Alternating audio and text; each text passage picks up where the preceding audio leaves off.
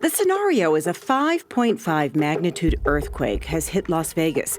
People are trapped in the rubble, injured from running and from being hit by falling objects. Do you mind if I check to see if you have any other bleeding or injuries real quick, or do you have any other complaints? Okay, I'm just going to take a look real quick. It's just a drill, but the dozens of CERT volunteers who turned out for it are taking it very seriously. We all know that when a big disaster hits, like an earthquake, we don't have enough responders to get to everyone as quickly as we'd like.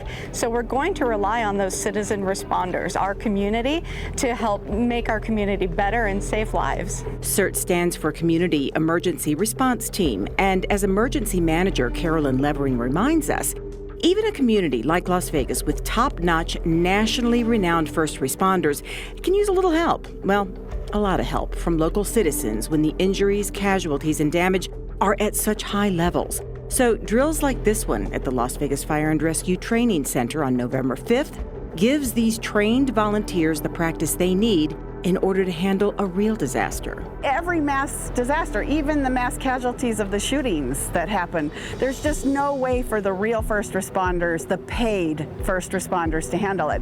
And if you don't have volunteers to back them up just for, simple things, helping carry bodies to helping small first aid, anything that you can do, volunteers are critical. Sandra Cooper is a retired firefighter and knows firsthand the importance of CERT volunteers. That's why she became one upon retirement. It's in my blood.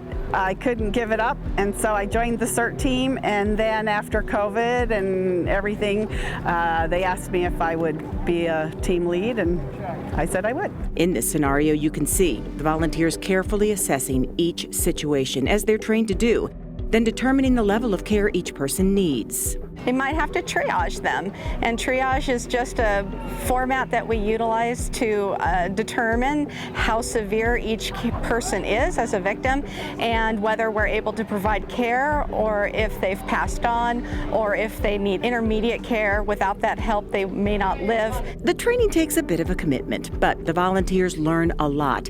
And if they choose not to use the knowledge to sign up for CERT, they still benefit, as do those around them in a real situation. It's 18 hours of training, but the training is all free, and you learn basic medical operations, fire suppression, search and rescue, damage assessment, even terrorism is a module in our training, and people really like the training. It's good to know, even if you don't want to volunteer, the training is free, but volunteers are welcome as well to participate in a variety of emergency management activities. I want you to start on the right-hand side, go around, check them each, put a triage tag on them. On this particular training, our retired firefighter says a lot of good work was done and some mistakes were made, which in her experience is... Well, good and bad, which is great, because the more mistakes you make during training, the more you won't make during the real thing. The reason fire departments practice so much is just that. You can afford to make mistakes out here on the drill ground that you cannot afford to make in real life.